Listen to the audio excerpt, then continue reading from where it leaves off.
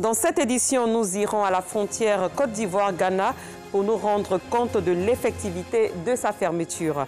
La CEDEAO a tenu ce mercredi un sommet extraordinaire virtuel. Au cœur des discussions, la question de la Guinée. Le journaliste et animateur Amobé Mévégué est décédé ce mercredi 8 septembre dans un hôpital de la région parisienne. Bonsoir, merci de suivre le 19h sur RTI2. Mettons le cap sur la ville de Niablé, localité située à 230 km d'Abidjan. Elle fait frontière avec le Ghana, une frontière fermée depuis mars 2020 du fait de la pandémie de Covid-19. Pour s'assurer de l'effectivité de cette fermeture, le sous-préfet s'est rendu à la frontière. On fait le point avec Georgette Ido. Niablé, frontière ivoiro-ghanéenne. À plus de 230 km d'Abidjan, à l'est de la Côte d'Ivoire. Ce pont du fleuve Manzon sépare la Côte d'Ivoire du Ghana.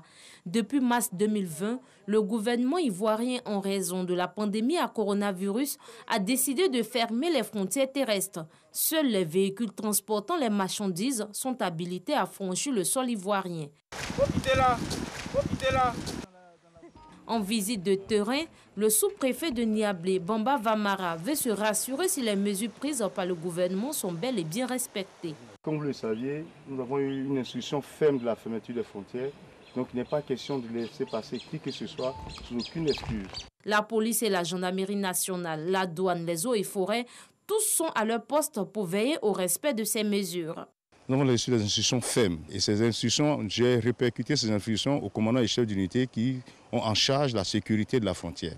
Et certaines personnes sont confrontées souvent à certaines difficultés. Certaines personnes essaient de façon clandestine de traverser la frontière. Ces personnes ont toujours été prises et refoulées vers leur pays d'origine.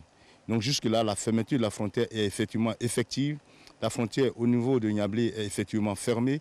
Les seules choses qui sont autorisées à y passer sont seulement que les marchandises, les biens et les services.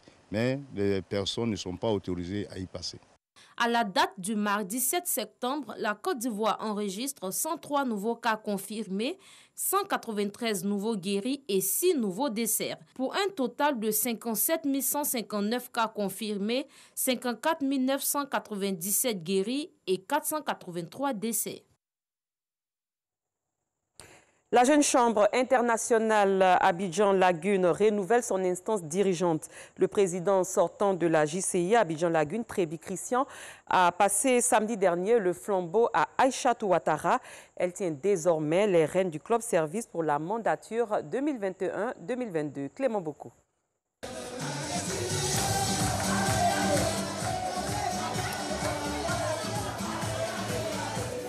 C'est sur cette note de gaieté que le président sortant de la jeune chambre Abidjan-Lagune, l'ami Trébi Christian, rend le tablier.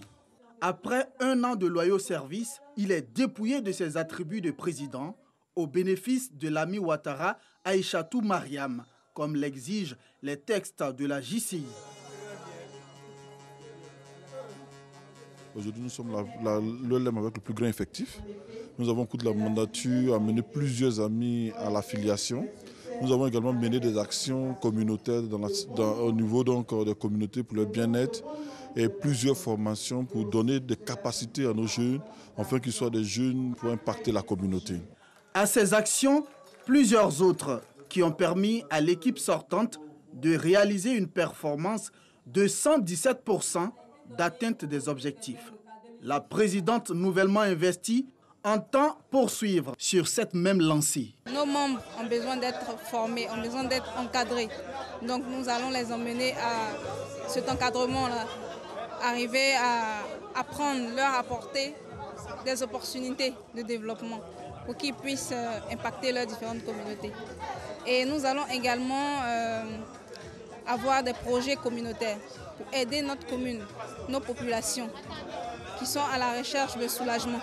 Pendant la mandature 2022, la JCI Abidjan-Lagune entend impacter la commune de Cocody. Parlons santé. Le concours d'entrée à l'Institut national de formation des agents de santé INFAS a débuté ce mercredi. Plus de 75 000 candidats composent pour plus de 4 000 places.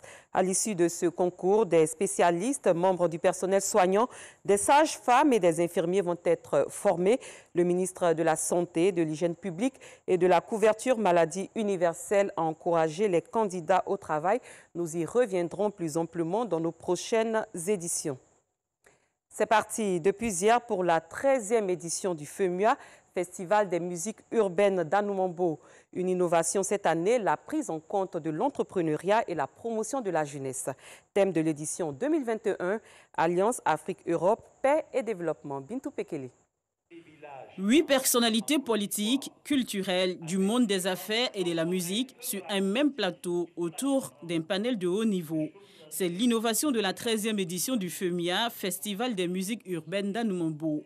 Ce panel qui a pour thème artistes africains et européens vers une communauté de créativité au service de la paix et du développement est un pari réussi pour Assalfo, commissaire général du festival. C'est normal que dans les innovations du FEMIA, nous tenons compte du renforcement des liens entre la société civile et nos gouvernants aussi. C'est d'ailleurs pour ça que nous avons invité des ministres pour un partage d'expériences, mais surtout pour des échanges de construction qui peuvent amener les jeunes à se prendre en main. Pour les panélistes, la culture et la communication peuvent contribuer au renforcement de l'Alliance Afrique-Europe.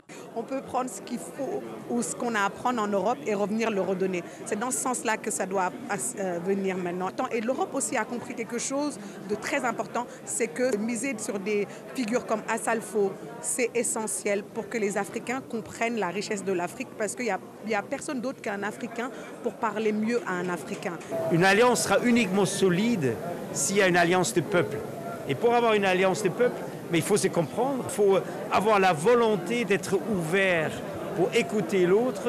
Et ça peut être la musique, ça peut être les vêtements, ça peut être la mode, ça peut être tout ce qui forme la culture. Aujourd'hui, nous parlons de relation Afrique-Europe. Et donc, nous sommes en plein. Et comme l'ambassadeur l'a dit tout à l'heure, si l'Europe est parvenue à un tel développement, c'est sûrement parce que l'Europe a compris très tôt qu'il fallait se baser sur la culture, qui est véritablement un vecteur de paix, un vecteur de communication. Les participants à majorité jeunes ressortent de cette rencontre avec l'envie d'entreprendre. Ce que j'ai pu retenir, c'est que au-delà de l'école, après les études, il faut être d'abord un visionnaire. C'était une coalition entre la couleur café et le FEMIA.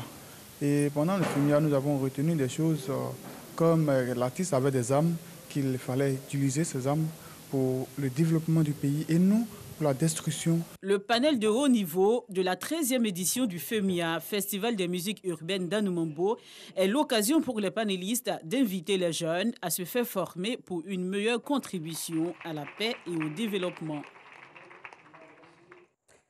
Ailleurs, en Guinée, un premier groupe de plusieurs dizaines d'opposants au président guinéen déchu Alpha Condé, détenus à la prison civile de Conakry, ont été libérés hier mardi 7 septembre en début de soirée. Parmi eux, Abdoulaye Ba de l'UFDG, Étienne Soropogui de Valeurs communes, Ismaël Condé du maire adjoint de Matam, Kéamou Bogolan Abba, porte-parole de l'ANAD, alliance d'une cinquantaine de partis politiques qui soutiennent l'opposant Cellou Dalein Diallo, ou encore Fonike Mengue, sorti lui de l'hôpital. Et toujours concernant la Guinée, la CEDEAO, Communauté économique des États de l'Afrique de l'Ouest, s'est réunie lors d'un sommet virtuel extraordinaire ce mercredi, mis sur pied par Nana Akufo-Addo, président en exercice de l'organisation sous-régionale. La question du maintien de la Guinée au sein des institutions de la CEDEAO était au cœur des discussions.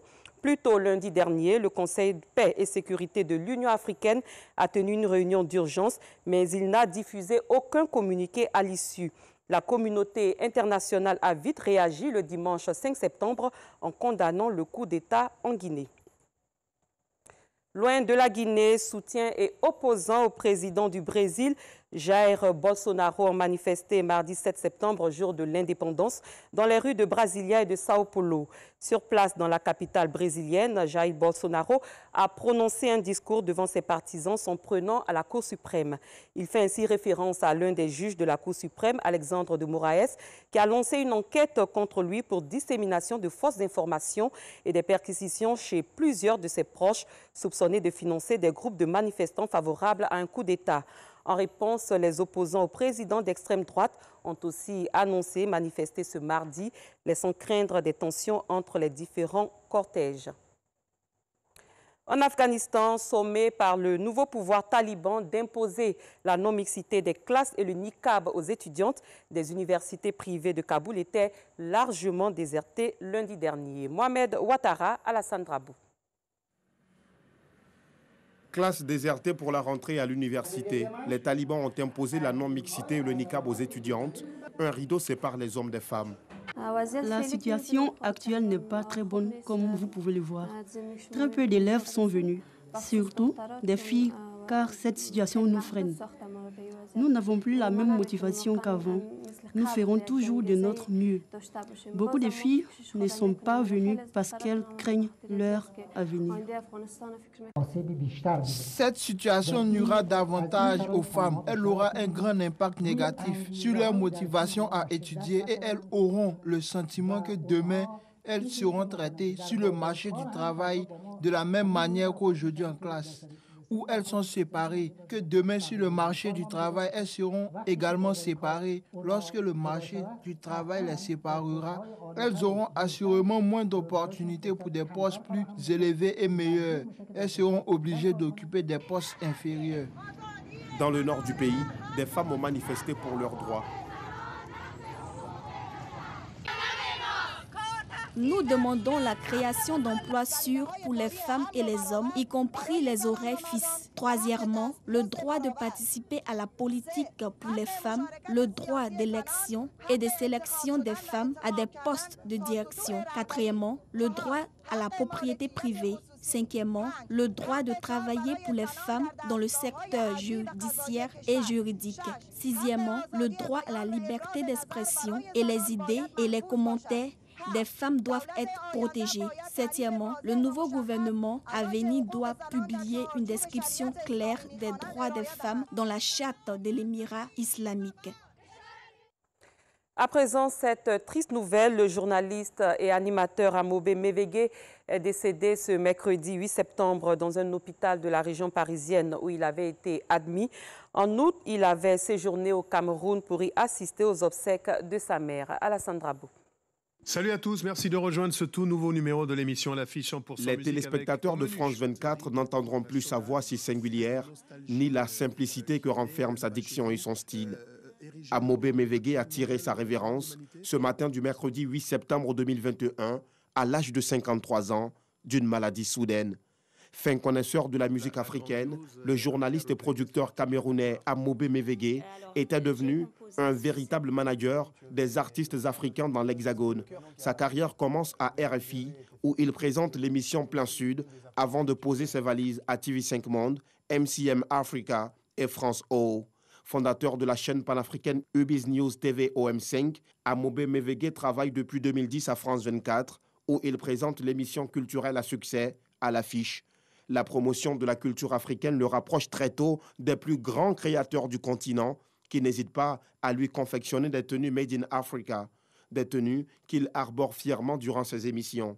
Amobe Mevege, c'est aussi ce rapprochement culturel entre les deux continents qui fascinait plus d'un. Une alliance des musiques africaines et européennes dans ses émissions qui ont achevé de lui construire l'image d'un grand homme de culture, adoré par les téléspectateurs. France Média Monde perd un agent, l'Afrique perd l'un de ses vaillants fils. C'est la fin de cette émission, merci à tous de l'avoir suivi, n'oubliez pas. Cette édition est terminée, merci de l'avoir suivi, excellente fin de soirée, à demain pour un autre journal.